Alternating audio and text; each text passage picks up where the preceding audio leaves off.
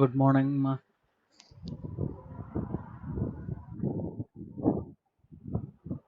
Good morning, sir.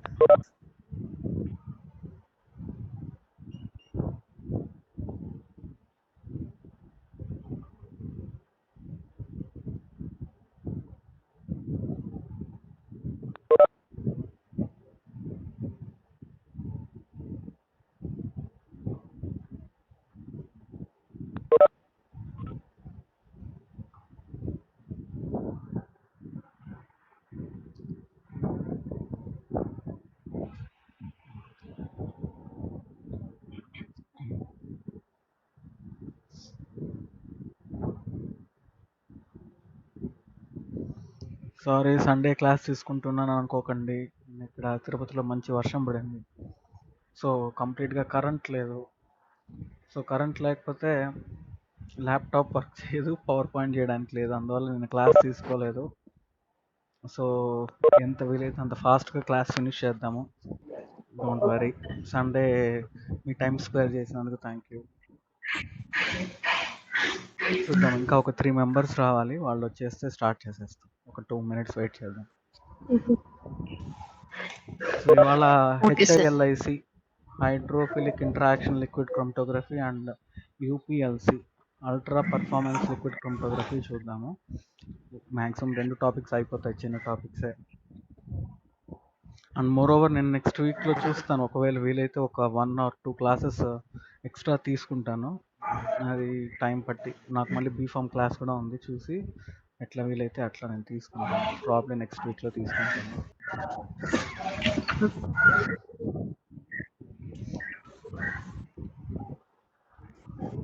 అయిందా breakfast అందరిది? Yes, sir. Yes, sir. నేను కూడా ఇప్పుడే అయింది. మా వాడు ఇప్పుడే వదిలినాడు నన్ను ఫ్రీగా.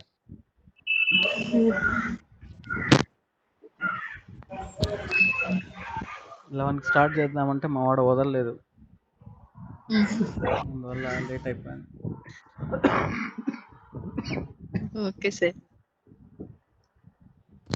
9 మెంబర్స్ 8 మెంబర్స్ వచ్చారు ఇద్దరు.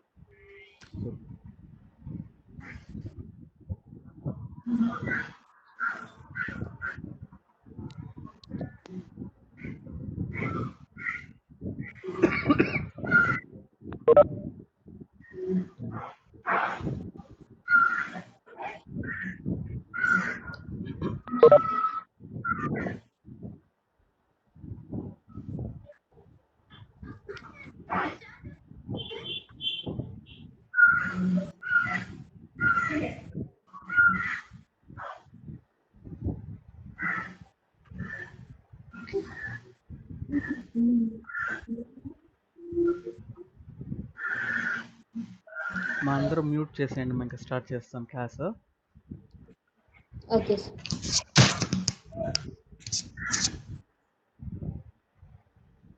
Okay, today we'll see these two techniques: hydrophilic interaction liquid chromatography and UPLC.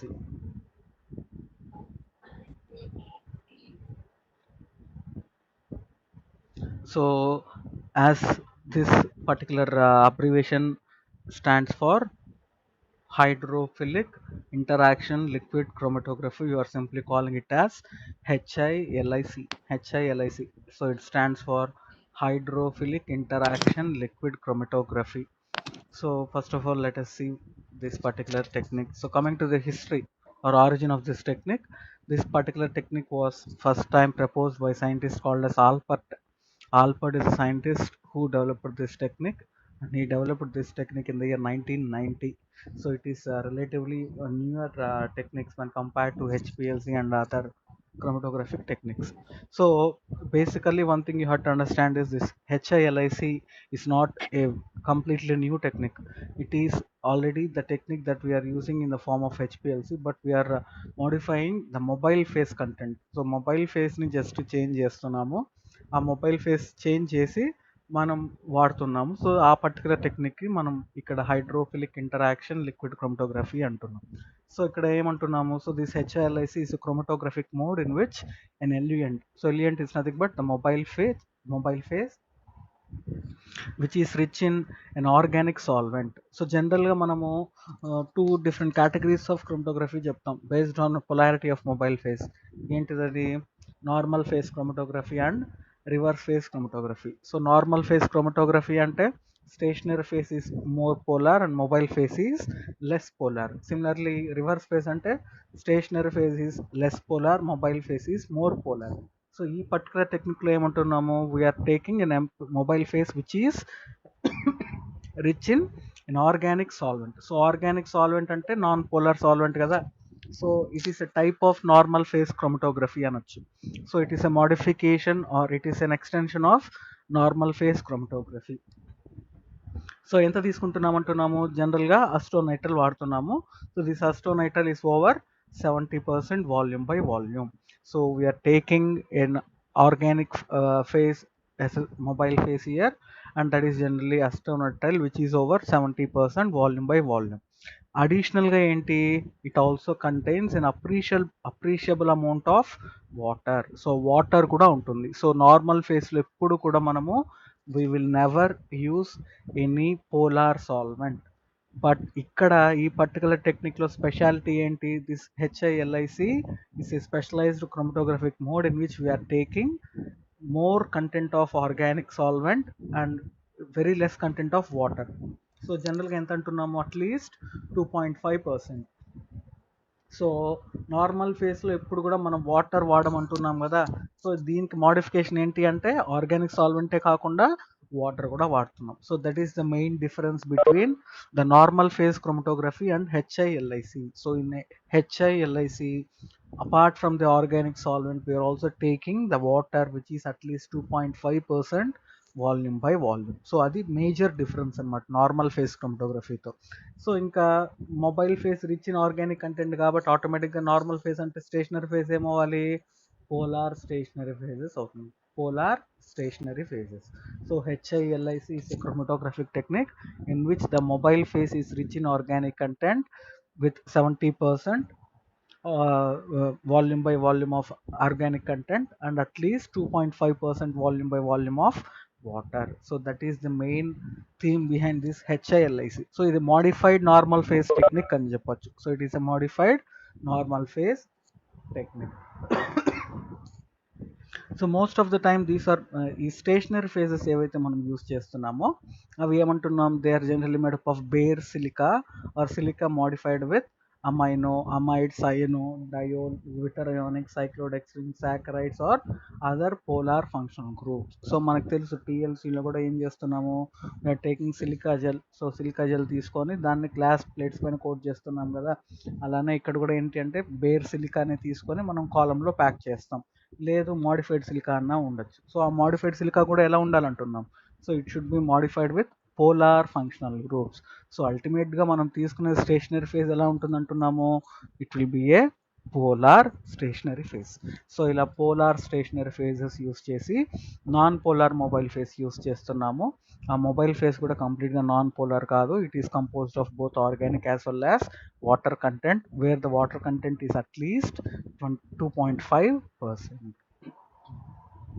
So silica జెల్లే కాకుండా ఇంకా అదర్ స్టేషనరీ ఫేజెస్ అంటే zirconia, titania, hydrophilic polymer have also been used as supports in HILIC applications. So this is the basic introduction about this HILIC and its principle. Then coming to areas of application.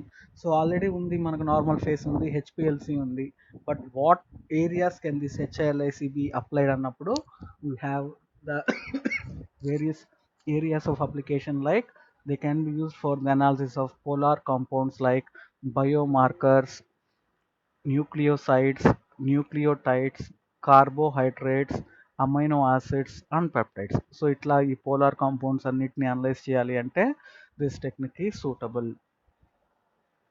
Then అలానే proteins in different research fields such as pharmaceutical chemistry, agriculture and food chemistry, medicinal chemistry, certain bio analysis, proteomics, metabolomics and glycomics. So ఇట్లాంటి areas అన్నిట్లో కూడా ఈ హెచ్ఐఎల్ఏసిని వైడ్గా use చేస్తాం.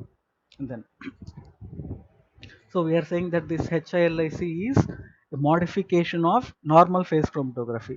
So ఇప్పుడు normal phase chromatography ఉన్నప్పుడు మళ్ళీ హెచ్ఐఎల్ఐసి కూడా same non polar mobile face అంటున్నాము, పోలార్ స్టేషనరీ ఫేస్ అంటున్నాం. ఏదో ఒక అడ్వాంటేజ్ ఉండాలి కదా, లేకపోతే అడ్వాంటేజ్ లేకపోతే what is the need for the development of a new technique. So in this slide we'll be seeing what are the advantages of HILIC over normal phase chromatography. So first advantage ఏమంటున్నాం, first of all the solvents used as the mobile phase in HILIC are similar to those used in reverse phase liquid chromatography. So reverse phase liquid chromatography లానే ఇక్కడ కూడా మనము mobile ఫేస్ని సేమ్గా use చేస్తున్నాం. ఎందుకని reverse ఫేస్లో ఏంటి మనకు యూస్ చేసే మొబైల్ ఫేసెస్ జనరల్గా పోలార్ మొబైల్ ఫేసెస్ యూజ్ చేస్తాం. So polar buffer solutions plus organic content. So for example water, methanol. So water అనేది పోలార్ సాల్వెంట్, మిథనాల్ అనేది ఆర్గానిక్ సాల్వెంట్. సో అక్కడ ఎలా అయితే పోలార్ అండ్ నాన్ పోలార్ని మిక్స్ చేస్తున్నామో ఈ పర్టికులర్ హెచ్ఐఎల్ఐసిలో కూడా we are using both organic content of generally 70% and water content of a minimum of 2.5%. So జనరల్గా నార్మల్ ఫేస్లో అయితే ఎటువంటి యాక్వియస్ సొల్యూషన్స్ వాడం. బట్ ఈ పర్టికులర్ టెక్నిక్లో ఏమంటున్నాము, we are using both organic as well as aqueous. So the first similarity is that the mobile phase is similar to those of used in reverse phase chromatography. So ఇట్లా చేసుకున్న దానివల్ల ఏమంటున్నాము, this permits on the one hand easy and favorable interfacing to mass spectrometry. So ఈ particular టెక్నిక్ని మనం జనరల్గా mass స్పెక్ట్రోమెట్రీకి డైరెక్ట్గా couple చేసుకోవచ్చు. So జనరల్గా ఎల్సిఎంఎస్ చదివాం కదా, LCMS liquid chromatography coupled with mass spectrometry. So ఇట్లా కనుక మనం హెచ్ఐఎల్ఐసి టెక్నిక్ని కనుక యూస్ చేస్తే డైరెక్ట్గా ఈజీగా అండ్ కన్వీనియంట్గా మనం మాస్ స్పెక్ట్రోమెట్రీకి కన్వర్ట్ చేసుకోవచ్చు అనమాట. సో ఎల్సిఎంఎస్ మనం హెచ్ఐఎల్ఐసిని మాస్ స్పెక్ట్రోమెట్రీ కనెక్ట్ చేసుకోవచ్చు. So they can be favorable interfacing to mass spectrometry detectors and especially with ESI. So మనం డిఫరెంట్ టైప్స్ ఆఫ్ అయనైజేషన్స్ ఉన్నాయి కదా, అందులో ESI-MS ని మనం ఫేవరబుల్గా యూస్ చేయొచ్చు. ఎందుకని, because acetonitrile rich elements. So ఇందాక మనం ఏం చెప్పాము already, we are using acetonitrile. So organic solvent acetonitrile use చేస్తున్నాం కాబట్టి అట్లాంటి అస్టోనైట్రైల్ రిచ్ ఉన్న ఎలిమెంట్స్ ఈ ఈఎస్ఐలో హై ఎఫిషియన్సీతో అయనైజ్ అవుతాయి. So second advantage is easy hyphenation of LC and MS. On the other hand, all this amounts to significant benefit to R&D laboratories as there is no need to maintain dedicated instruments. For example, ఇప్పుడు మనము reverse phase chromatography అంటే ఏం చేస్తాము, will be having all the components. General HPLCs అంటే mobile phase reservoirs, pumps, injection systems, column అంతా ఉంటుంది కదా. So జనరల్గా మోస్ట్ ఆఫ్ ద కైండ్స్ ఇండస్ట్రీస్లో అంతా కూడా డ్రగ్స్ పోలార్ కాబట్టి they'll be using reverse phase instruments. So ఇట్లా మనం ఈ పర్టికులర్ హెచ్ఐఎల్ఐసిలో ఏం చేస్తున్నాము, we are taking mobile phase similar to that of ఆర్పీనే కాబట్టి మనకు సపరేట్గా నార్మల్ ఫేస్కి కొత్త ఎక్విప్మెంట్ అవసరం లేదు. ఆల్రెడీ యూస్ చేసే ఆర్పి హెచ్పిఎల్సి ఇన్స్ట్రుమెంట్స్లోనే ఈ హెచ్ఐఎల్ఐసి కూడా తీసుకోవచ్చు అనమాట. So this is benefit for R&D. So ఎందుకని, బికాస్ మళ్ళీ కొత్త ఇన్స్ట్రుమెంట్స్ కొనుక్కోవాల్సిన అవసరం లేదు, లేకపోతే కొత్త మెథడ్స్ డెవలప్ చేయకుండా ఉన్న ఆర్పి హెచ్పిఎల్సి ఇన్స్ట్రుమెంట్స్లోనే మనం పర్ఫామ్ చేసుకోవచ్చు. Then HILIC has also been coupled with NMR. So LC-NMR. So ఎలా అయితే HPLC-MS ఉందో అలానే LC-NMR. So liquid chromatography coupled with nuclear magnetic resonance స్పెక్ట్రోస్కోపీని కూడా మనం చేసుకోవచ్చు. So these are certain advantages of HILIC over normal phase chromatography. So in addition to HILIC, the well known advantage of alternate selectivity to liquid chromatography. ఒకవేళ liquid RP హెచ్పిఎల్సిలో మనకు సరిగ్గా separate కాలేదు అనుకోండి పోలార్ కాంపౌండ్స్, సో అటువంటి వాటిని మనం హెచ్ఐఎల్ఈసిలో separate చేసుకోవచ్చు. It offers good retention for hydrophilic compounds. So hydrophilic అంటే those which are attracted by the liquid or the polar solvent. So hydrophilic compounds కనుక మనకు ఆర్పిహెచ్పిఎల్సిలో సరిగ్గా సపరేట్ కాలేదు అంటే మనం హెచ్ఐఎల్ఎస్సి టెక్నిక్ని యూజ్ చేయొచ్చు. So other advantages associated with HILIC are good peak shapes, high loadability for ionized basic compounds. సో జనరల్గా రివర్స్ ఫేస్ క్రోమటోగ్రఫీలో అయనైజ్డ్ బేసిక్ కాంపౌండ్స్ కనుక అయనైజ్ అయితే వాటిని రివర్స్ ఫేస్ క్రోమటోగ్రఫీలో పర్ఫామ్ చేయలేం. ఎందుకంటే బికాస్ మనం యూస్ చేసే కాలమ్స్ ఏవైతే ఉన్నాయో stationary phase column C18 use చేస్తాం కదా, ఆక్టాడెకైల్సిలిన్. సో ఆక్టాడెకైల్సిలిన్ వచ్చింది, దాని pH 2 to 8 మాత్రమే అనమాట. సో ఇప్పుడు బేసిక్ కాంపౌండ్స్ని కనుక మనం అనలైజ్ చేయాలంటే, బేసిక్ అంటే ఆల్కలైన్ pH కదా, సో అది more towards greater than 9 or 10 pH కంటే దాటితే తప్పితే అవి న్యూట్రల్ ఫామ్లోకి రావు బేసిక్ కాంపౌండ్స్. మనం లాస్ట్ క్లాస్లో చూసాం HPLC మెథడ్ డెవలప్మెంట్లో. సో బేసిక్ కాంపౌండ్స్ అంటే వాటి pKa వాల్యూ +2 units దగ్గర మొబైల్ ఫేస్ pHని మెయింటైన్ చేయాలి. సో అట్లాంటప్పుడు అట్లాంటి బేసిక్ కాంపౌండ్స్ని మనం రివర్స్ ఫేస్లో సపరేట్ చేయలేం. whereas those kind of substances can be easily separated using HILIC. So finally, in bioanalytical applications, the direct injection to HILIC compounds without the need for evaporation and reconstitution after protein precipitation with అస్టోనైట్రైల్. So bio analytical samples కనుక మనం analyse చేస్తూ ఉంటే, bio analytical అంటే ఏంటి, blood samples లేకపోతే urine samples ఇట్లాంటివి తీసుకుంటాం. సో ఆటోమేటిక్గా బ్లడ్ శాంపుల్లో ఏముంటాయి, బ్లడ్లో ఆల్బుమిన్ ప్రోటీన్స్ అన్నీ ఉంటాయి కాబట్టి మనం ఏదైతే డ్రగ్ అనలైజ్ చేస్తున్నామో దాన్ని ఎక్స్ట్రాక్ట్ చేయాలి ఆ ప్రోటీన్స్ నుంచి.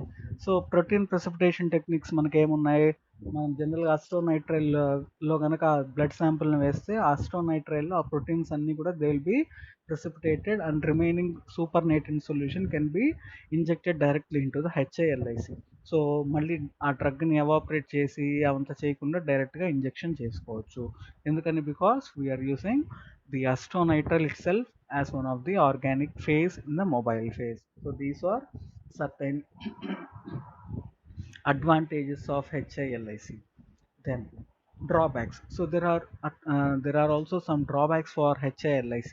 So possibly the most significant drawback associated is problem of column selection for method development. So main problem ekkada vastundi ante column selection దగ్గర వస్తుంది, because since we are using polar columns, polar stationary phases.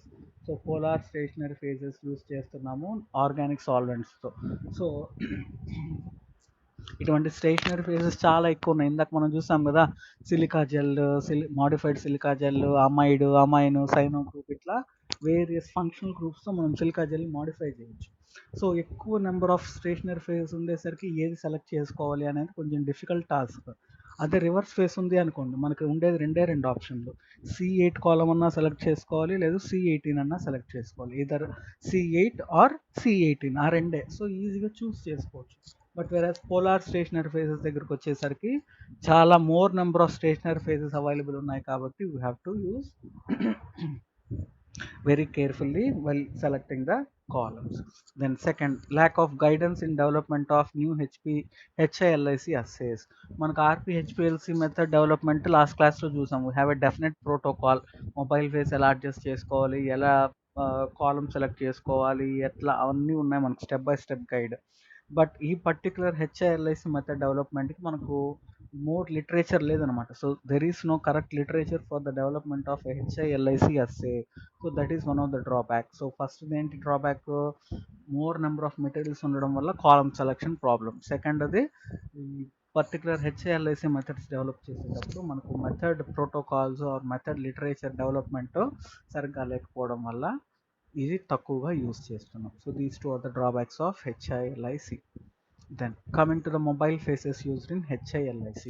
So మళ్ళీ ఇక్కడ మనం కనుక గుర్తు చేసుకుంటే, hydrophilic interaction liquid chromatography is a modification of normal phase chromatography. So normal phase chromatography అంటే మీకు టక్కని మైండ్కి ఏం గుర్తు రావాలి, we are using organic mobile faces, polar stationary phases. Organic mobile phase అంటే no water content will be there in normal phase chromatography, whereas the modified technique called as HILIC, we are using organic content up to 70% and also water. So water కూడా add చేస్తున్నాం కాబట్టి ఈ particular టెక్నిక్ని normal face నుంచి కొంచెం deviate అయ్యి special టెక్నిక్గా చెప్తున్నాం. So ఈ particular టెక్నిక్లో మనం ఏమేమి మొబైల్ ఫేసెస్ యూస్ చేస్తాము, మేజర్గా అస్టోనైట్రైల్ అండ్ వాటర్. సో ఒకవేళ వాటర్ లేకపోతే ఏదైనా pH అట్లాంటివి అడ్జస్ట్ చేయాలంటే we can also use buffer solutions. So almost all the కేసెస్లో మనం యూస్ చేసే organic content acetonitrile and water. So అసిటోనైట్రైల్తో పాటు వాటర్ అన్న యాడ్ చేయొచ్చు, లేదు pH అలాంటిది ఏదైనా మేనేజ్ చేయాలంటే you can also use buffer solutions. So water and buffer solutions can be used in combination with acetonitrile. So these are the most preferential uh, combination of mobile phase. So along with, apart from acetonitrile, you can also use methanol, and ethanol can also be employed in the place of acetonitrile in some cases. So some cases లో acetonitrile బదులు methanol or ethanol కూడా use చేయొచ్చు, because they are also organic in nature, but their use is strongly motivated by the acetonitrile shortage and need for greener chemistry. So జనరల్గా ఎప్పుడు replace చేస్తారంటున్నారు అస్టోనైట్రైల్తో? ఒకవేళ అస్టోనైట్రైల్ stock లేదు, లేదు దొరకట్లేదు, ప్రొడక్షన్ లేదు, అట్లా ప్రాబ్లమ్స్ ఉన్నా, లేకపోతే greener chemistry. So green chemistry అంటే ఏంటి అంటే, మనం హెచ్పిఎల్సి ఫినిష్ అయిన తర్వాత ఏం చేస్తాము, ఆ డిటెక్టర్ నుంచి బయటకు వచ్చిన తర్వాత అదంతా వేస్ట్ వస్తుంది కదా, ఆ వేస్ట్ని మనము we have to collect in a bottle and dispose properly. So జనరల్గా ఈ డిస్పోజ్ చేసేటప్పుడు ఏంటి అంటే, acetonitrile is not economic friendly, it is causing some kind of harm to the earth అనమాట. సో మనం ఈ పర్టికులర్ అస్ట్రోనైట్ని డిస్పోజ్ చేయాలన్నప్పుడు it causes some kind of pollution, so organic pollution create చేస్తుంది. సో అట్లాంటివన్నీ మనం అవాయిడ్ చేయాలి అంటే then you can use sometimes methanol and ethanol. So ఈ రెండే కాకుండా in addition you can also use isopropanol, which is nothing but 2-propanol. So ఈ 2-propanol అనేది ఇప్పుడు ఎంత ఫేమస్ అంటే అంత ఫేమస్. సో శానిటైజర్స్, మనం ఏదైతే ఆల్కహాల్ శానిటైజర్స్ అంటున్నాం కదా, ఈ కరోనా వైరస్కి యూస్ చేసే ఆల్కహాల్ శానిటైజర్స్ అన్నీ కూడా they are made up of this particular organic solvent 2-propanol. So 2-propanolనే మనము ఐసోప్రొపెనాల్ అని కూడా అంటున్నాం. So this isopropanol and THF, tetrahydrofuran. So in addition to methanol and ethanol, వీటిని కూడా యూస్ చేయొచ్చు. ఇంకా అదర్ ప్రాబబిలిటీస్ ఏమంటున్నాం, 1-propanol, 1,4-dioxane, NN dimethyl formamide. So these are other mobile phases used in HPL, this HILIC. So మీరు గుడ్డిగా గుర్తుపెట్టుకోవాల్సింది ఏంటి అంటే అసిటోనైట్రైల్. సో 100 సపరేషన్ జరిగితే 99 separations they will be using acetonitrile. But some కేసెస్లో సమ్ ఆల్టరేషన్స్ కావాలన్నప్పుడు methanol, ethanol, 2-propanol, 1-propanol, THF, 1,4-dioxane, NN dimethyl formamide, ఇట్లాంటివన్నీ కూడా యూస్ చేస్తారు. Then coming to stationary phases. So already ఇందాక చెప్పాం కదా, మొబైల్ ఫేస్ వచ్చిందే ఆర్గానిక్గా ఉంటుంది, స్టేషనరీ ఫేస్ వచ్చిందే పోలార్గా ఉంటుంది. సో పోలార్ స్టేషనరీ ఫేస్ అంటే ఏంటి, మనకు widely available is unmodified bare silica gel. So silica gel ఏదైతే పౌడర్ వస్తుందో దాన్నే మనం డైరెక్ట్గా వాడేసేయచ్చు most of the cases. But వాటిని కాకుండా మాడిఫైడ్ స్టేషనరీ ఫేసెస్ కూడా యూస్ చేయొచ్చు depending upon the sample nature. So అట్లా మాడిఫైడ్ సిలికా ఏమేమి ఉన్నాయి మనకు, you can have either neutral silica, charged silica, or sweeter ionic silica. So these are three different types of modified silica which are used as stationary phases in HILIC: neutral silica, charged silica, and sweeter ionic silica. Now let us see the examples. So the first is neutral silica. So neutral సిలికాలో ఆ particular silica gel ఉంది కదా, SiOH. So silica జెల్లో ఉండే SiOH groups ఏవైతే ఉన్నాయో ఆ సిలినాల్ గ్రూప్స్ని మనము modify చేయొచ్చు different types of functional groups. So ఆ మోడిఫికేషన్నే మనం డిఫరెంట్ టైప్స్ ఆఫ్ గ్రూప్స్తో చేస్తున్నాం ఇక్కడ. సో న్యూట్రల్లో ఏమంటున్నాం, ఫస్ట్ అమైడ్ అంటున్నాం. సో అమైడ్లో ఏం చేస్తున్నాం చూడండి, వీఆర్ యూసింగ్ CONH2 అమైడ్ గ్రూప్స్ని యాడ్ చేస్తున్నాం, అమైడ్ గ్రూప్స్ని. దెన్ అలానే aspartame. So aspartame అంటే it is an amino acid. So aspartame amino యాసిడ్ని సిలికా జెల్కి చేస్తున్నాం.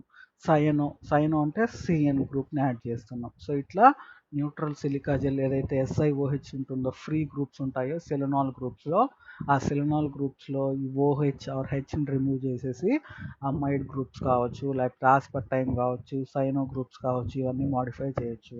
అలానే డయోల్. సో డయోల్ అంటే 2 OH గ్రూప్స్ ఉంటే దాన్ని డయోల్ ఫంక్షనాలిటీస్ అంటాం. Mixed mode diol. So mixed mode diol అంటే so different combinations of diol గ్రూప్స్ని మనం ఇక్కడ యాడ్ చేస్తున్నాం. Cross linked diol, cross linked diol. So ఇక్కడ డయోల్స్ క్రాస్ లింక్ అయి ఉంటాయి. అలానే polyvinyl alcohol, polyvinyl alcohol. So these are all the examples for neutral silica. ఏవేవి చూడండి, న్యూట్రల్లో we have amide functionalities, aspartame, aspartamide, sorry, aspartamide, it is an amino acid. Then cyano group CN, then we have diol, mixed mode diol, cross linked diol, polyvinyl alcohol. ఇవన్నీ ఏంటంటే commercial names. వైఎంసి ఇవంతా companies ఉంటాయి కదా, industries. So అవి ఏవైతే manufacture చేస్తాయో అవి commercial names. ఇవి గుర్తుపెట్టుకోకపోయినా మీరు ఇక్కడ వరకు గుర్తుపెట్టుకోండి. ఈ కెమికల్ స్ట్రక్చర్స్ వీలైతే వేయండి, గుర్తు రాలేదు అంటే no problem. So but this particular phase name, phase type మాత్రము ఖచ్చితంగా గుర్తుపెట్టుకోవాలి. So the first type of silica gel is neutral, and we have seen various functionalities. Coming to the second one, second type of silica gel is charged silica gels. Charged ante they'll be containing a net charge. So ఈ amino group అనుకోండి, NH2 ఉంది అంటే it will be having a positive charge. So charged లో first example amino group, తర్వాత అలానే పాలిఅమైన్, imidazole, ట్రైazole, poly 2 sulfoethyl. So these are all the examples for charged silica gels. అలానే పాలీఎస్పర్టిక్ acid. So ఇవన్నీ కూడా charged silica జెల్స్లో examples. ఇంకా then zwitterionic అంటే what is a zwitterion? So a zwitterion is one which has both positive and negative charges in the same molecule. So ఇక్కడ మీరు చూసినట్లయితే 3 ఎగ్జాంపుల్స్లో positive negative charge, positive negative charge, positive negative charge రెండు కూడా ఒకే ion or మాలిక్యూల్లో ఉంటే దాన్ని జ్విట్టర్ అయానిక్ అంటాం. సో అట్లాంటి జ్విట్టర్ అయానిక్ ఫేసెస్ ఏమున్నాయి? Sulfobetaine, phosphocholine, obelisic N. So these three are the examples for Zwitter ionic silica gels. So ఇట్లా 3 different categories: neutral silica gel, charged silica gel and Zwitter ionic. So ప్రతి దాంట్లో మళ్ళీ different functional groups use చేస్తాం. So ఇందాక మనం చెప్పాం కదా, one of the drawback is that more number of stationary phases are available. So ఇన్ని stationary phase ఉండడం వల్ల దేంతో కరెక్ట్గా మనకు సపరేషన్ వస్తుంది అనేది ఐడెంటిఫై చేయడము ట్రయల్ అండ్ ఎర్రర్ బేసిస్ చాలా డిఫికల్ట్. కాబట్టి it is one of the drawback of HILIC. Then sir మీరు ఇన్స్ట్రుమెంటేషన్ చెప్పలేదు అని అంటున్నారు కదా. So for this HILIC the instrumentation is as same as HPLC. No need to study again the separate instrumentation for HILIC. So మనకి HPLC instrumentation unit 1లో మీరు already చదివారు కదా, ఏమేమి ఉంది? Mobile phase reservoirs, inline filters, pumps, different type of pumps, తర్వాత flow regulators, then we have sample injection systems, columns, then this detectors. So ఇక్కడ మనం మేజర్గా అదే ఇన్స్ట్రుమెంట్ యూస్ చేయొచ్చు అని ఇందాకే చెప్పాం. వన్ ఆఫ్ ద అడ్వాంటేజెస్లో ఏం చెప్పాము? You doesn't require separate instruments. You can use ఏదైతే నార్మల్గా ఆర్పిహెచ్పిఎల్స్కి యూస్ చేస్తామో అదే ఇన్స్ట్రుమెంట్ యూస్ చేయొచ్చు. No need to maintain separate instruments అంటున్నాం కాబట్టి మన ఆర్పిహెచ్పిఎల్సి ఇన్స్ట్రుమెంట్ ఏదైతే మీరు హెచ్పిఎల్సి ఇన్స్ట్రుమెంటేషన్ చదివారో అదే ఇన్స్ట్రుమెంట్స్ని మనం యూస్ చేస్తాం. జనరల్గా ఈ పర్టికులర్ టెక్నిక్లో ఇన్స్ట్రుమెంటేషన్ అని అడగరు. ఒకవేళ అడిగితే కనుక మీరు సేమ్ హెచ్పిఎల్సిదే రాయండి, సేమ్ అన్నీ అవే రాయాలి. బట్ మొబైల్ ఫేస్లో మాత్రము ఈ మొబైల్ ఫేస్ గురించి డిస్కస్ చేసాం కదా, ఇది రాస్తారు. దెన్ స్టేషనరీ ఫేజ్ వచ్చేసరికి ఇది రాస్తారు. సో ఈ రెండు తప్ప మిగిలినంతా కూడా సేమ్. పంప్స్ కావచ్చు, ఇంజెక్షన్ సిస్టమ్స్ కావచ్చు, డిటెక్టర్స్ కావచ్చు, ఇవన్నీ as same as normal HPLC. So this is with regard to the instrumentation of HILIC. Then applications of HILIC. So applications ఏమంటున్నాము? Quantifications of potent drugs. ఇందాక కొన్ని ఏరియాస్ ఆఫ్ అప్లికేషన్ చూసాం. So వాటితో పాటు అడిషనల్గా we are also having certain applications. Quantification of potent drugs, analysis of antibiotics which are either native or derived hydrophilic substances. అంటే జనరల్గా యాంటీబయాటిక్స్లో కనుక ఇందాక మనం మాట్లాడాం కదా, అయనైజ్డ్ బేసిక్ సబ్స్టాన్సెస్ ఉంటే అట్లాంటివి, లేదు పొటెంట్ డ్రగ్స్ కావచ్చు, drugs of abuse like cocaine, ఇట్లాంటి సబ్స్టాన్సెస్ని. Separation and identification of several classes of compounds such as amino acids, peptides, glycoconjugates, glycoalkaloids, toxins and matrices of different origins such as food products, wheat, gluten, parmesan, cheese, potatoes, carbohydrate rich energy drinks and drinking water. So different applications pharmaceutical అనాలిసిస్లోనే కాకుండా food industry, agriculture industry, beverage industry, sports related doping టెస్ట్లు, అట్లాంటి వాటిల్లో కూడా మనం ఈ HILICని use చేస్తాము. So this is relatively very very easy topic, except that you have to remember what is the main difference between HILIC and normal phase chromatography, what kind of mobile phases and stationary phases are used in this HILIC. So అర్థమైందా? ఈ హెచ్ఐఎల్ఐసి రిలేటెడ్గా మీకు simple topic. Just మీరు గుర్తుపెట్టుకోవాల్సింది modifications ఏం changes ఉంటాయి అనేది మాత్రమే, అంతే. this UPLC. So we have seen now HILIC. Now we are moving to the second topic of the day, ultra performance liquid chromatography, simply abbreviated as UPLC. UPLC. So ఈ particular టెక్నిక్ని మనము sophisticated technique of HPLC అంటున్నాం. So let us start this UPLC technique. Evolution of UPLC. So in the brackets you can see that I have also used the term UHPLC. So UPLC stands for ultra performance liquid chromatography, whereas UHPLC stands for ultra high performance liquid chromatography. So ఎందుకు రెండు abbreviations ఉన్నాయి ఒకే technique అనేది నేను చెప్తాను. So జనరల్గా ఏంటి అంటే ఈ particular technique, so this UPLC was first what I can say, first time it was developed by a company called as Waters. So Waters అనే scientific company 2004లో ఈ సపరేషన్ టెక్నిక్ని ఫస్ట్ టైం డెవలప్ చేసింది. So they named this particular technique as ultra performance liquid chromatography, which is nothing but the abbreviation of UPLC. సో వాళ్ళు ఏం చేశారు, since they have discovered this technique for the first time, they have patented and made this particular term as their trade mark. So UPLC అనేది Waters అనే company తప్పితే ఇంకా ఏ industrial company వాడడానికి లేదు. సో అందుకని వాళ్ళు మాత్రమే ఆ టర్మినాలజీని యూజ్ చేయాలి. బట్ వేరేస్ అదే టెక్నిక్ని వేరే కంపెనీస్ కనుక యూజ్ చేయాలనుకోండి, they can use another term called as UHPLC. So ultra high performance liquid chromatography అనేది వాటర్స్ తప్ప ఇంకెవరన్నా వాడచ్చు. బట్ యూపీఎల్సి అనేది వాళ్ళ పేటెంట్ రైట్ అనమాట. So only UPLC word or terminology, ఆ యూపీఎల్సి అనే 4 లెటర్స్ ఆఫ్ అబ్రివేషన్ ఏదైతే ఉందో that can be used only by Waters. No other industry or no other company can use. So difference కేవలం అది మాత్రమే. సో యూపీఎల్సి అని అడిగినా యూహెచ్పిఎల్సి అని అడిగినా మీరు కన్ఫ్యూజ్ అవ్వకండి, both are one and the same. UPLC అనేది trade mark that should be only used by company called as Waters. అంటే మనం యూస్ చేస్తున్నాం కదా సార్ అంటే మనం చదువుతున్నప్పుడు it's not an issue, but అఫీషియల్గా ఆ టెక్నిక్ గురించి కానీ ఏదైనా అఫీషియల్ సైంటిఫిక్ లిటరేచర్ కానీ ఆ టర్మినాలజీ అనేది వాళ్ళు పబ్లిక్గా యూస్ చేయడానికి వాటర్స్కి మాత్రమే అధికారం ఉంది. మనం జస్ట్ దాని గురించి చదువుకోవడము అట్లాంటి తప్పితే we doesn't have any right to use that UPLC. Whereas other companies apart from Waters can use this terminology called as UHPLC, which is nothing but ultra high performance liquid chromatography. So with this we'll start this technique. So UPLC and UHPLC, there is no difference, both are one and the same, but UPLC is the trademark which can be used by waters, whereas UHPLC can be used by any other company. So ఇది evolution అనేది ఎట్లా అయింది అంటే from the Van Deemter's equation. So van Deemter's equation మనకు already తెలుసు, HETP is equal to A plus B by mu plus C mu, where H is theoretical plate height or height equivalent to theoretical plate, mu అనేది linear velocity which is nothing but the mobile phase flow rate. So A అనేది ఏమంటున్నాం, eddy diffusion. So term A is Aedes diffusion, B is longitudinal diffusion and C is non equilibrium mass transfer. So ఈ particular equation ద్వారా వాటిని use చేసుకొని ఈ particular టెక్నిక్ని వీళ్ళు Waters అనే company evolution start చేశారు.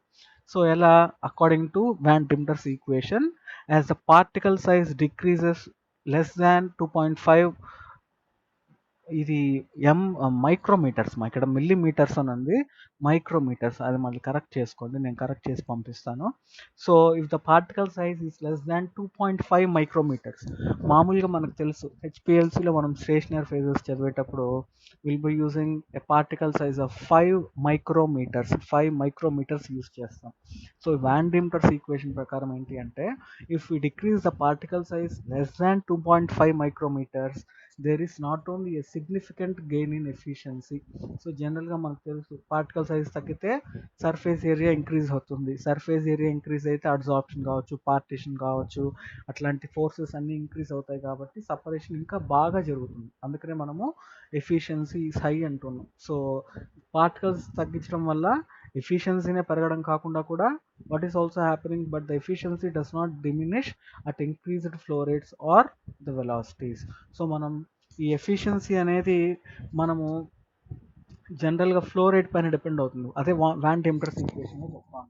మరి ఎక్కువ ఫ్లో రేట్ పెంచినా కూడా సమ్ టైమ్స్ మనకు ఎఫిషియన్సీ తగ్గిపోతుంది అంటున్నాం. బట్ వాన్ టెంపరేచర్ ఈక్వేషన్ ప్రకారం మనం కనుక 2.5 మైక్రోమీటర్స్ కంటే తగ్గించిన ఈ పార్టికల్ సైజ్ ఎఫిషియన్సీతో పెరగడంతో పాటు ఫ్లో రేట్ పెంచినా కూడా మనకు ఎఫిషియన్సీ మారదు. So that is the advantage that this less sized particles are having. So by using these smaller particles, speed and peak capacity అంటే number of peaks resolved per unit time. So ఒక particular టైంలో ఎన్ని peaks are ఎన్ని number of peaks appear అవుతాయి అనేది peak capacity అంటాం.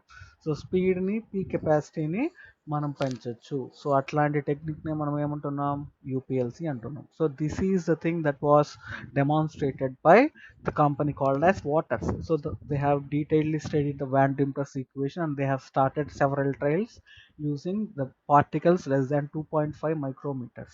So what they have observed is that with the decrease in particle size below 2.5, they have not seen only the increase in efficiency, but also the efficiency is not affected by increased flow rates. So now we can use more and more amount of pressure, అంతేనా? So flow rate అంటే ఎలా వస్తుంది? Flow రేట్ని మనం high pressures use చేస్తే high flow rates use చేయొచ్చు, తక్కువ pressure use చేస్తే తక్కువ ఫ్లో రేట్. సో ఇప్పుడు ఇంక్రీజ్డ్ ఫ్లో రేట్ అంటున్నాం కదా. సో ఆల్రెడీ హెచ్పిఎల్సిలో హై ప్రెషర్స్ అంటూ ఉన్నాము, ఇప్పుడు దానికంటే ఎక్కువ ప్రెషర్ యూస్ చేయొచ్చు కదా. సో హై కంటే ఇంకా నెక్స్ట్ వర్డ్ ఏముంది అని అన్నప్పుడు ultra. So that's why they named this technique as ultra performance liquid chromatography. So here we are using particle size less than 2.5 micrometers and very high pressures than HPLC. So రెండు major differences మెయిన్గా ఇక్కడ స్టార్టింగ్లో మనం చెప్పాలి అంటే యూపీఎల్సి and HPLC compare చేసినప్పుడు one major thing is you are decreasing the particle size less than 2.5 micrometers, and the second thing you are using very high pressure than that of high pressure. So high పర్ఫార్మెన్స్లో use చేసే pressure కంటే ఇంకా ఎక్కువ use చేస్తున్నాం కాబట్టి ఈ టెక్నిక్ని ultra performance liquid chromatography అంటున్నాం. So significant advances in instrumentation and column technology were made to achieve dramatic increase in resolution, speed and sensitivity.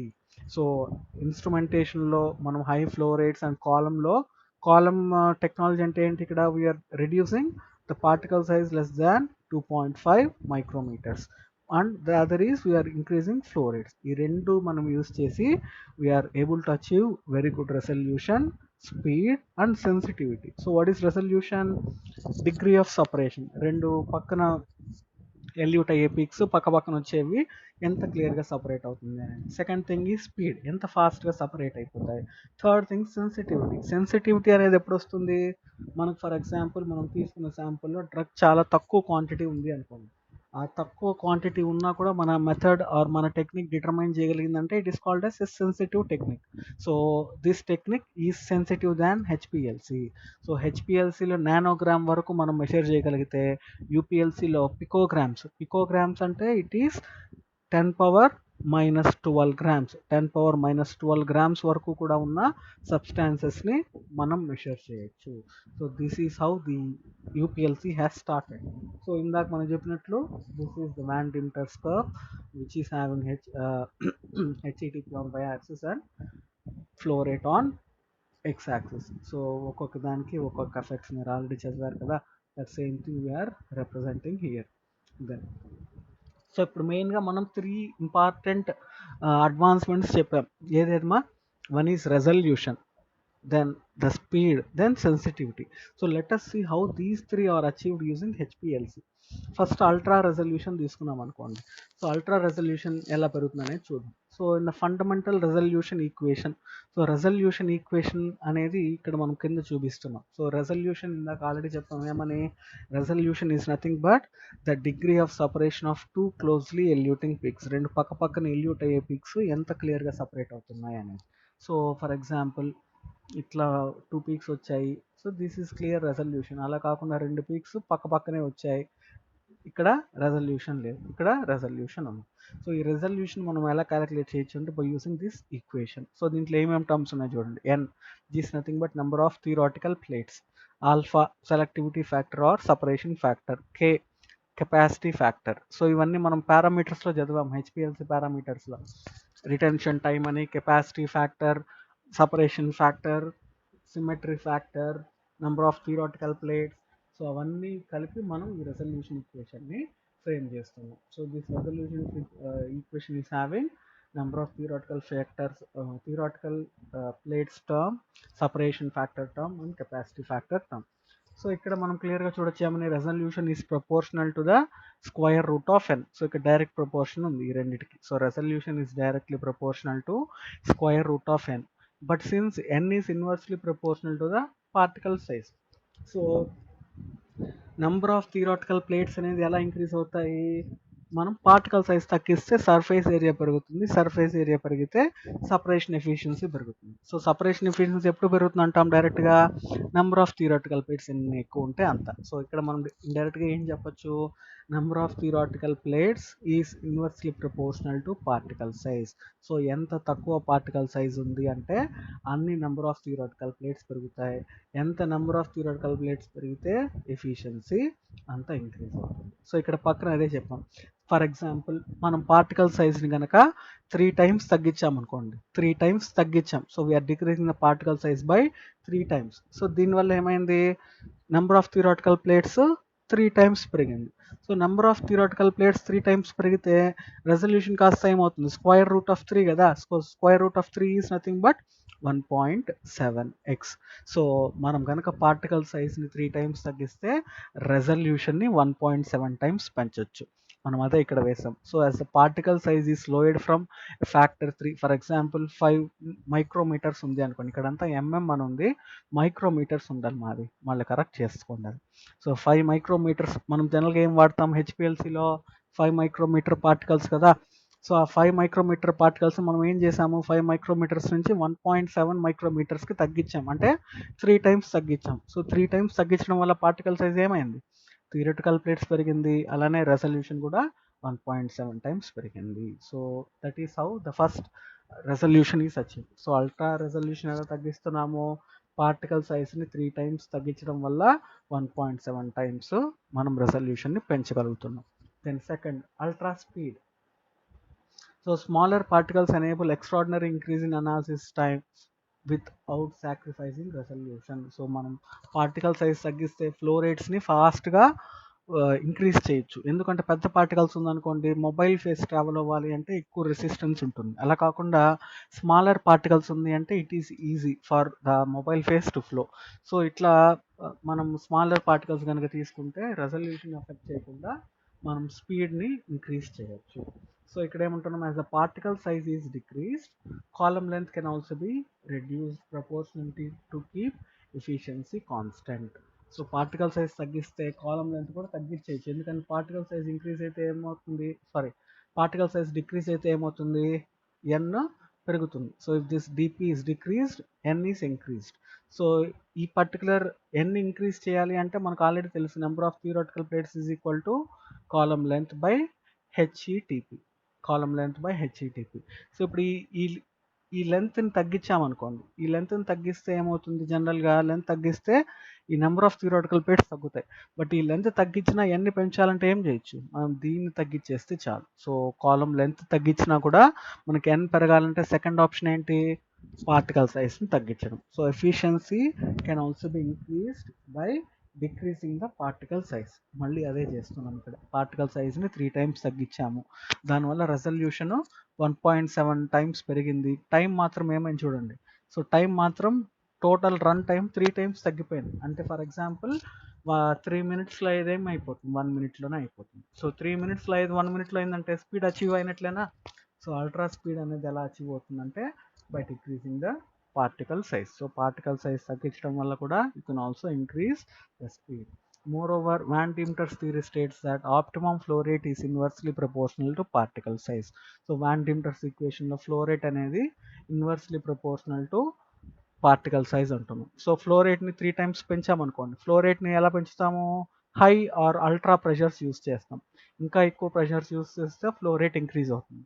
So flow rate increase అయితే లెంత్ ఆఫ్ ద కాలమ్ని 1/3 times తగ్గించేయచ్చు, టైంని 1/9 times తగ్గించవచ్చు. అంటే మనం flow rate కనుక 3 times పెంచితే స్పీడ్ని 1/9 తగ్గించేయచ్చు. For example 9 మినిట్స్లో జరిగేది 1 మినిట్లోనే అయిపోతుంది, ఎప్పుడు మనం ఫ్లో రేట్స్ 3 టైమ్స్ పెంచినప్పుడు. So therefore the column can be shortened by the same factor as the particle size without the loss of resolution. So column length తగ్గిపోయింది అనుకోండి, ఆటోమేటిక్గా ఏమవుతుంది? స్పీడ్ కూడా ఇంకా ఫాస్ట్గా పెరుగుతుంది. కాలమ్ ఎక్కువ ఉంది అంటే ఎక్కువ ట్రావెల్ అవ్వాలి, కాలమ్ లెంత్ తక్కువ ఉంది అంటే తక్కువే ట్రావెల్ అయిపోతుంది. So this is how the speed is achieve. Then ultra sensitivity. So sensitivity అంటే ఏమంటున్నాము? తక్కువ కాన్సన్ట్రేషన్ ఉన్నా కూడా డిటెక్ట్ కావడం సెన్సిటివిటీ అంటున్నాం. సో ఇక్కడ దీన్ని ఎలా ఎక్స్ప్లెయిన్ చేస్తున్నాం చూడండి. Number of theoretical plates is inversely proportional to the peak width. So peak width అనేది దేనికి ఇన్వర్స్లీ ప్రపోర్షనల్ అంటున్నాం? So it is nothing but width. So ఇది తక్కువ విడ్త్ ఉంది, ఇది ఎక్కువ విడ్త్ ఉంది, పీక్ విడ్త్. సో విడ్త్ గురించి మాట్లాడుతున్నాం ఇప్పుడు.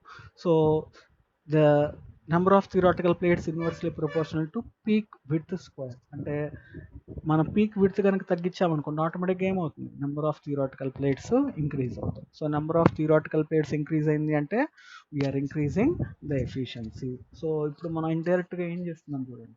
This illustrates that peak width తగ్గిపోయింది అనుకోండి, ఏమవుతుంది? more number of peaks will be accommodated.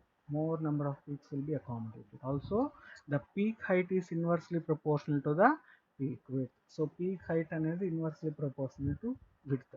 So width ఎంత తక్కువ ఉంటే హైట్ అంత పెరుగుతుంది, అంతే కదా?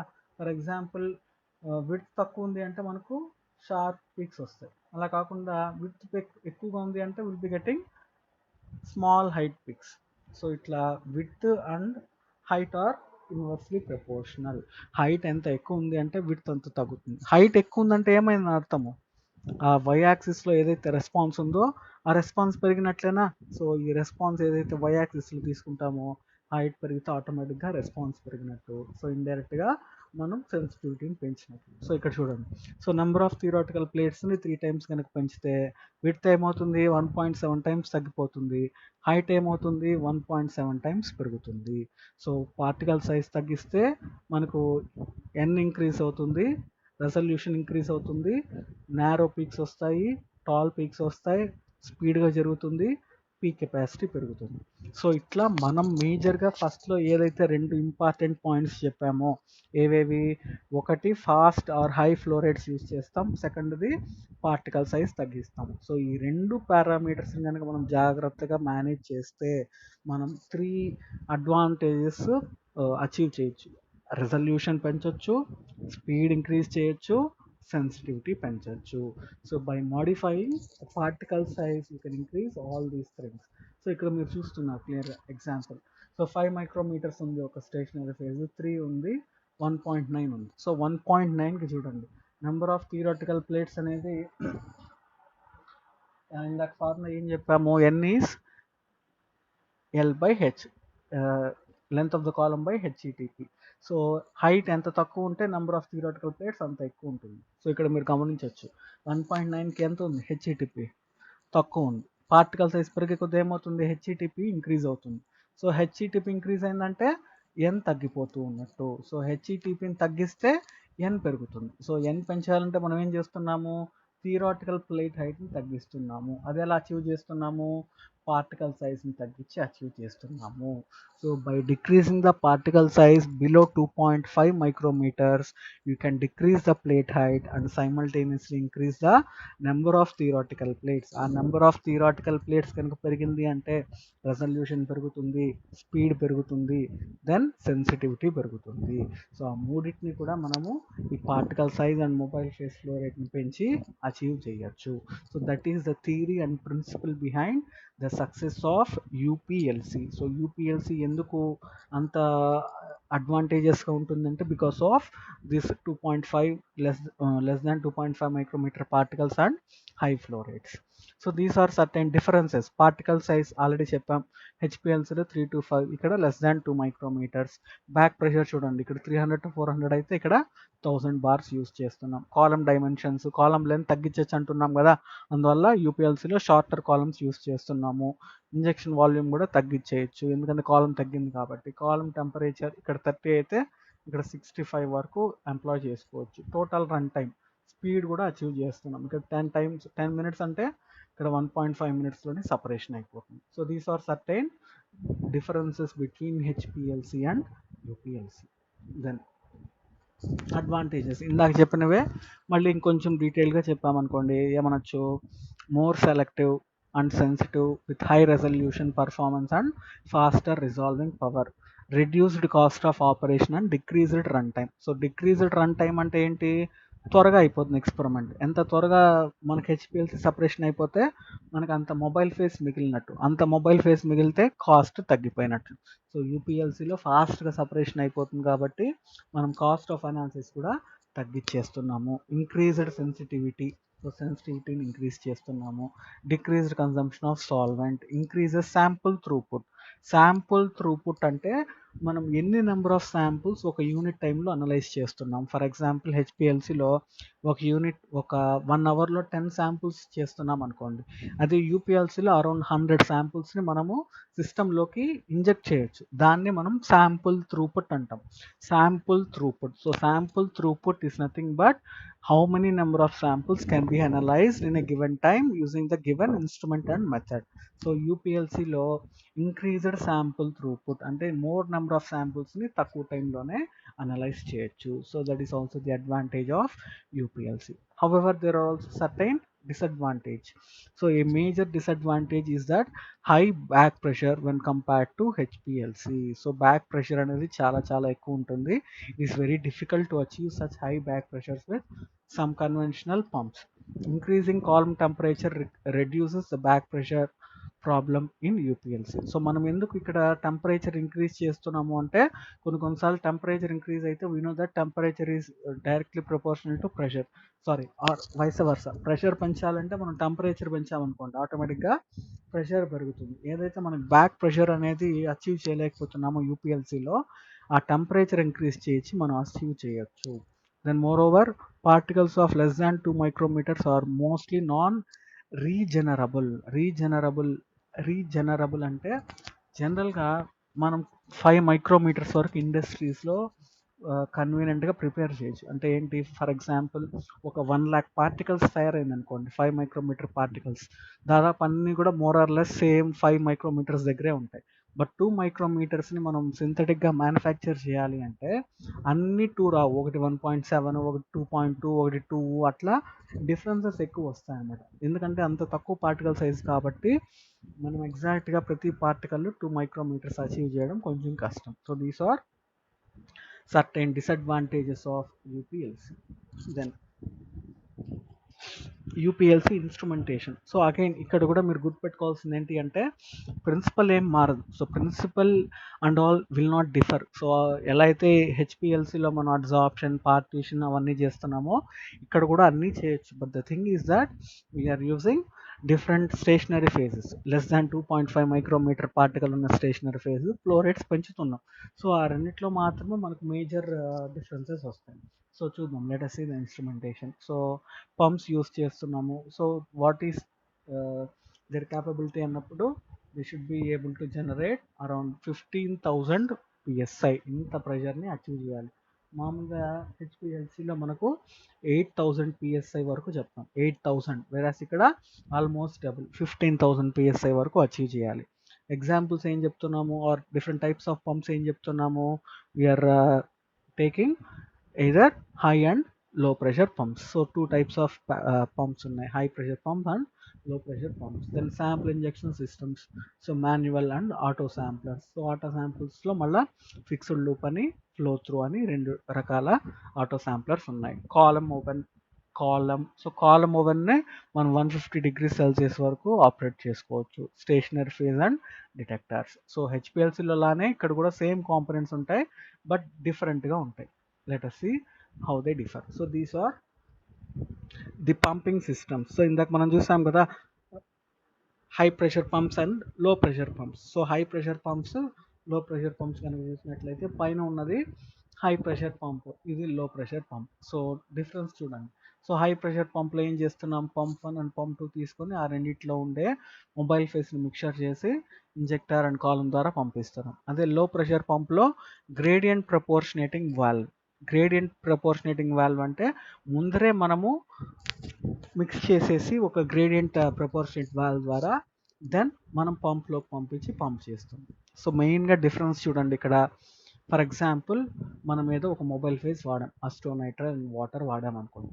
సో ఇక్కడ చూడండి, అస్టోనైట్రల్ సపరేట్గా పెట్టాలి, పంప్ 1కి కనెక్షన్ ఇవ్వాలి, వాటర్ని సపరేట్గా పంప్ 2కి కనెక్షన్ ఇవ్వాలి. సో ఈ పంప్ 1 అండ్ పంప్ 2 మనం ఇచ్చే ఫ్లో రేట్ బట్టి అవి ఇంకో మిక్సర్లోకి పంప్ చేస్తాయి, అస్టోనైట్రైల్ని ఈ పంపు, వాటర్ని ఈ పంపు. సో ఈ రెండిట్లో ఇది మిక్స్ చేసి దెన్ ఈ పర్టికులర్ హెచ్పిఎల్సి సిస్టంలోకి ఫర్దర్గా మొబైల్ ఫేస్ని పంపిస్తుంది. బట్ ఇక్కడ ఏం చేస్తున్నాం చూడండి, ఇక్కడ ముందరగానే 4 different types of mobile faces వాడచ్చు, ఛాన్స్ ఉంది. బట్ మీకు 2 ఉన్నాయంటే ఏబి యూస్ చేస్తారు, 3 ఉన్నాయంటే ఏబిసి యూస్ చేస్తారు, 4 ఉన్నాయంటే ఏబిసిడి యూస్ చేస్తారు. సో ఇక్కడ ఏం జరుగుతుంది, దానికి ప్రెషర్ ఇవ్వక ముందరే మనము ఫస్ట్ మిక్స్ చేసేస్తున్నాం. మిక్స్ చేసిన తర్వాత సాల్వెంట్ డెలివరీ.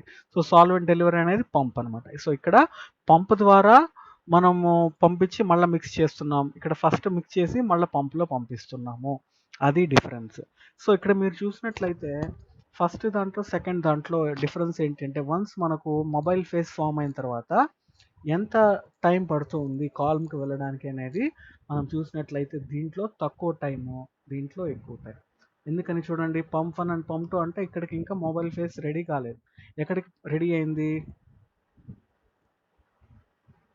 సో ఈ మిక్చర్ దగ్గర రెడీ అయింది. సో మిక్చర్లో మనకు కావాల్సిన మొబైల్ ఫేస్ రెడీ అయింది.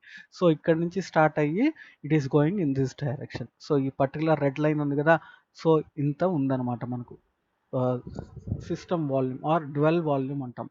సో ఇంత వాల్యూమ్ ఆఫ్ టైంలో ఆర్ ఇంత వాల్యూమ్లో మనకు మొబైల్ ఫేస్ అనేది వన్స్ ఫామ్ అయిన తర్వాత కాలమ్కి వెళ్తుంది. అదే ఇక్కడ చూడండి. సో ఇక్కడ మనం ఏం చేస్తున్నాం, ఫస్ట్ మిక్స్ చేస్తున్నాం, మళ్ళీ పంపులోకి పంపిస్తున్నాం కదా. సో ఇక్కడ నుంచి స్టార్ట్ అయ్యి ఇక్కడ వరకు. So it is having larger dwell volume. So larger dwell volume వల్ల ఏమవుతుంది అంటే it causes certain pressure drops. అదే ఇక్కడ అంత ప్రెషర్ డ్రాప్ ఉండదు. సో మనం ఇది ఎంత తక్కువ ఉంటే అంత మంచిది. So mobile face once mix అయిన తర్వాత కాలమ్కి ఎంత త్వరగా చేరిపోతే అంత ఎఫిషియెంట్గా ఉంటుంది మనకు. అలా కాకుండా ఇక్కడ కనుక చూసినట్లయితే we are having more time for the delivery of the mobile phase to the column. Then so ఇక్కడ కొన్ని డిఫరెన్సెస్ ఇచ్చాం. గ్రేడియంట్ డిలే వాల్యూమ్ ఇందాక అదే చెప్పాము, లో ప్రెషర్లో లార్జర్, సో ఇక్కడ ఎక్కువ డిస్టెన్స్ ఉంది చూడండి. అదే హై ప్రెషర్లో స్మాలర్గా ఉంటుంది. అలానే volume adjustment of the mixture. So ఇట్లాంటి డిఫరెన్సెస్ అన్నీ ఉన్నాయి, మీకు ఈజీగానే అర్థమవుతుంది. మళ్ళీ వన్స్ క్లాస్ అయిన తర్వాత ఈ డిఫరెన్సెస్ చూసుకోండి. So these are the differences between low pressure mixing and high pressure mixing system. Then different types of injection systems. So sample injection సిస్టమ్స్లో మనము మాన్యువల్ అన్నాము, ఆటోమేటిక్ అన్నాం కదా. సో ఇందాక మీరు చూసినట్లయితే మనం హెచ్పిఎల్సిలో అప్ టు 5 మైక్రో లీటర్ అన్నాం, విరాస్ యూపీఎల్సిలో 2 మైక్రో లీటర్ అన్నాం కదా. సో అంత తక్కువ 2 మైక్రో లీటర్ని మనం మాన్యువల్గా ఇంజెక్ట్ చేయడం చాలా impossible. Even Rheodyne sample valves use చేసినా కూడా అంత తక్కువ వాల్యూమ్తో ఉన్న రియోడైన్ వాల్వ్స్ రావు, మ్యానుఫ్యాక్చర్ చేయరు అనమాట. సో మాన్యువల్ ఇంజెక్షన్ సిస్టమ్స్ అనేది మనం చాలా రేర్గా వాడతాం యూపీఎల్సీలో. మోర్ ఓవర్ ఇంకో ప్రాబ్లం ఏంటి అంటే ఫాస్టర్ అనాలిసిస్ అంటున్నాం కదా. ఫాస్టర్ అనాలిసిస్ అంటే ఆటోమేటిక్గా జరిగితే ఫాస్ట్గా అవుతుంది, మనం మాన్యువల్ ఇంటర్ఫరెన్స్ ఉంది అనుకోండి, మనం స్లోగా చేస్తాం కాబట్టి ఆ ఫాస్ట్నెస్ రాదు. సో అందువల్ల జనరల్గా most of the UPLC instruments are having automated injection systems. So automatic injection systems lo we're having fixed loop injectors. So fixed loop injectors, these are as same as Riodyne valves, but Rheodyne వాల్వ్స్లో volume capacity ఎక్కువ ఉంటుంది, ఈ fixed loop ఇంజెక్టర్స్లో తక్కువ ఉంటుంది. ఇక్కడ మీరు చూడండి, తక్కువ కెపాసిటీతోనే మనం ఇంజెక్ట్ చేస్తాం, ఇదంతా ఆటోమేటిక్గా జరిగిపోతుంది. ఇక్కడ కూడా load position and inject position ఉంటుంది. So instead of calling them as Rheodyne valves we're calling them fixed loop injectors. So ఇవంతా ఆటోమేటిక్గా జరుగుతుంది, మనం మాన్యువల్గా ఏమీ చేయం. So this is as same as Rheodyne valve, but the difference is that it is having less injection volume.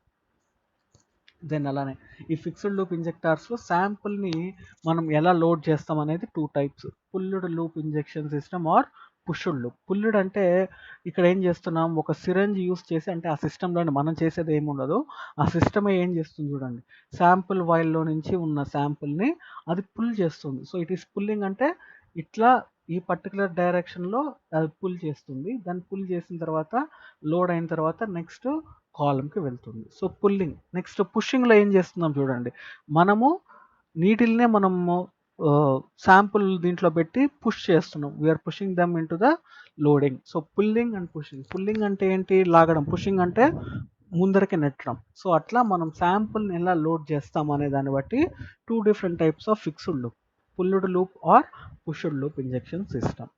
Then second type of injection is flow injection systems, flow cell or flow path injection systems. So ఇక్కడ మీరు mechanism చూడొచ్చు. First ఇనిషియల్గా automated injection systems అని మనం చెప్పాం కదా.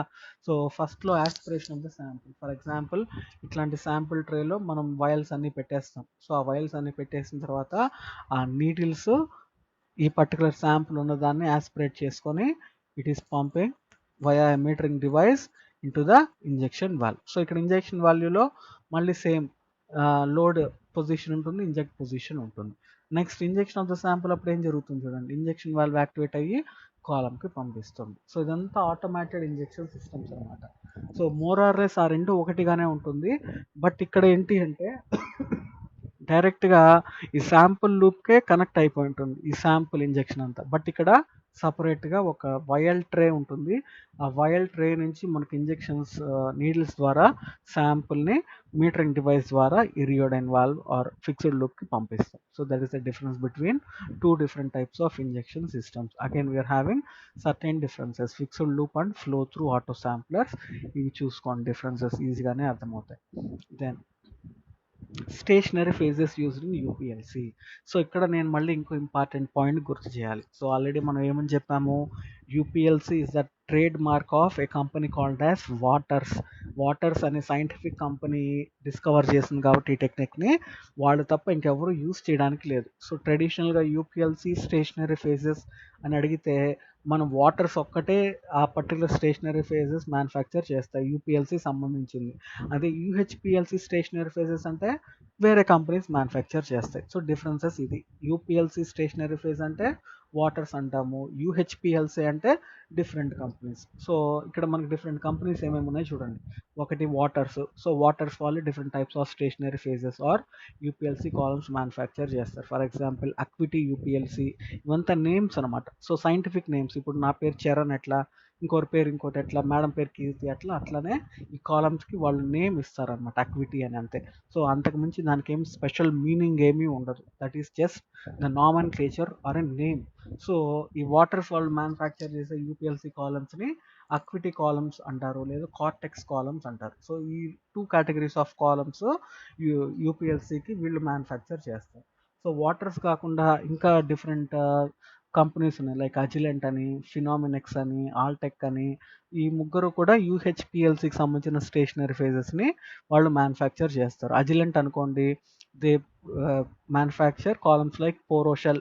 అదే ఇందాక చెప్పాం కదా నేమ్స్ ఇవంతా, Poroshell, Zorbax columns, Zorbax Eclipse columns అని, Zorbax rapid reduction high throughput columns, లేదు కైనెటిక్స్ కాలమ్స్, కోర్షెల్ కాలమ్స్. ఇవన్నీ కూడా different types of UPLC stationary phases.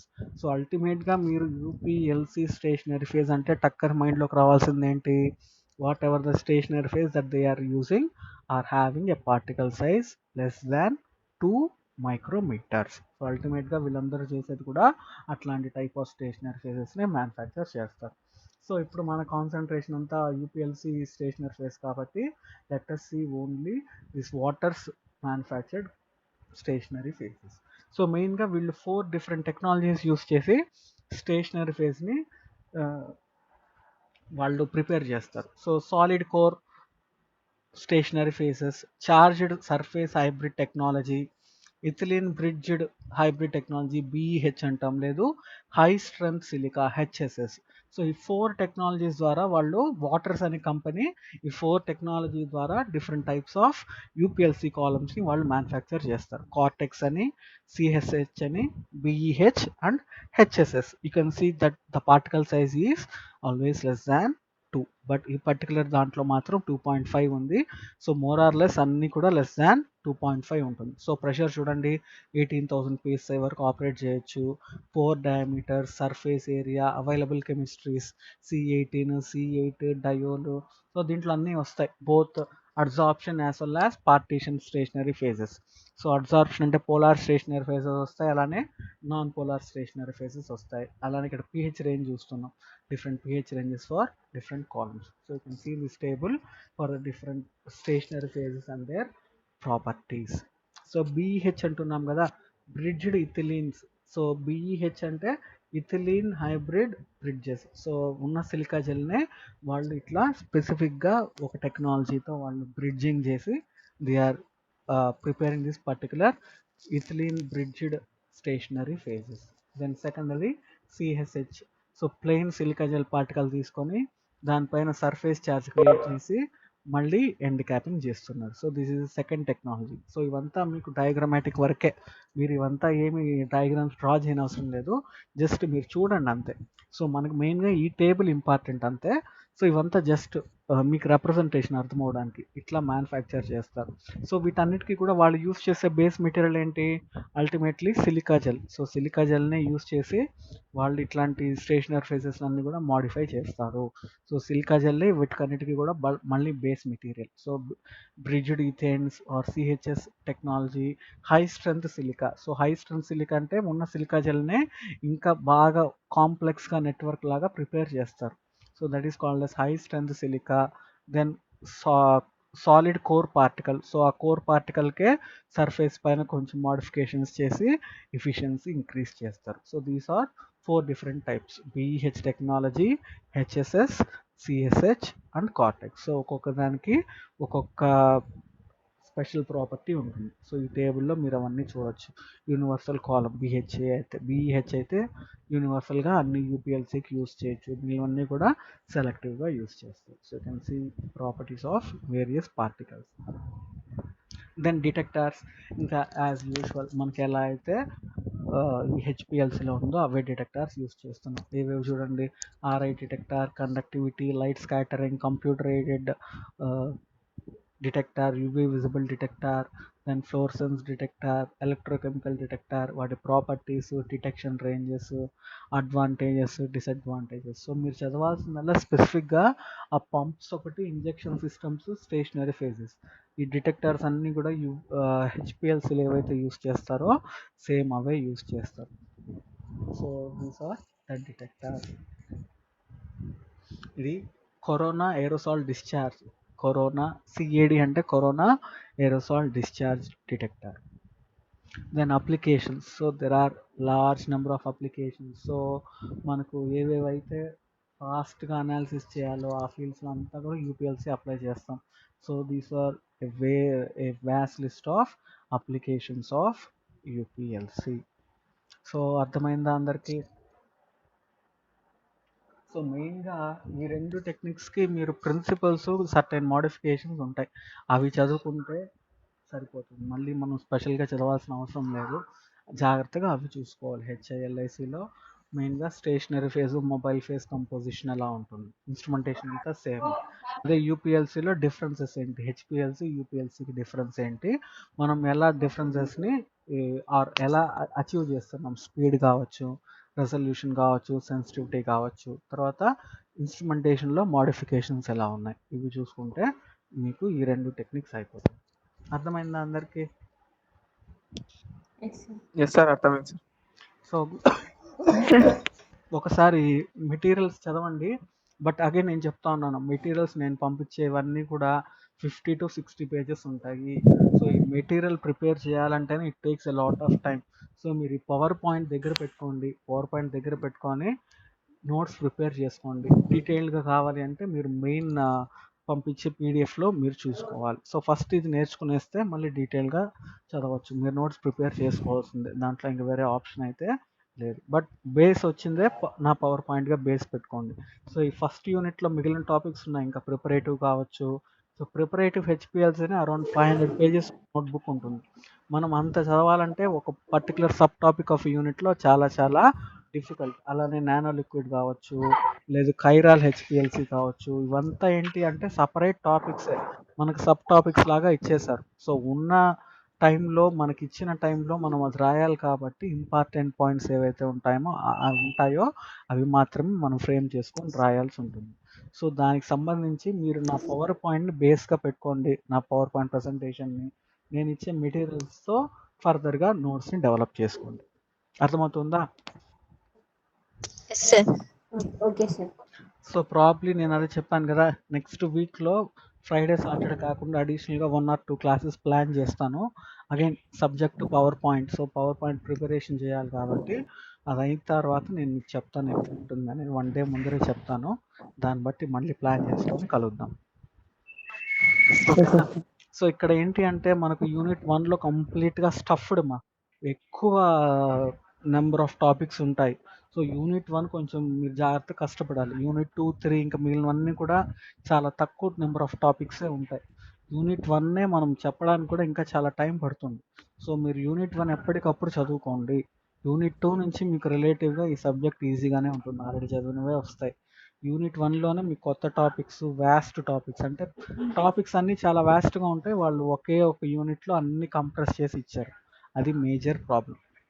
ఓకేనా?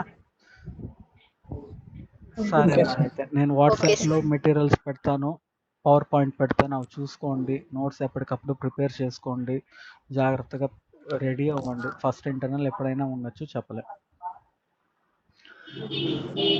అందరూ తిట్టుకోకండి, సారీ. మీ సండే టైంని నేను యూస్ చేసుకున్నాను, నాకు అయ్యో. కుదరలేదు. సరే మా అయితే ఇంకా enjoy. Sorry for taking more time. సరే మరి అయితే బాయ్, గుడ్ బాయ్. నెక్స్ట్ వీక్లో కలుద్దాం మళ్ళీ. ఓకేనా? నేను మెటీరియల్ షేర్ Okay, sir. చేస్తాను, Thank అవి you. చూసుకోండి. ఓకే అమ్మా, థ్యాంక్ యూ, బాయ్.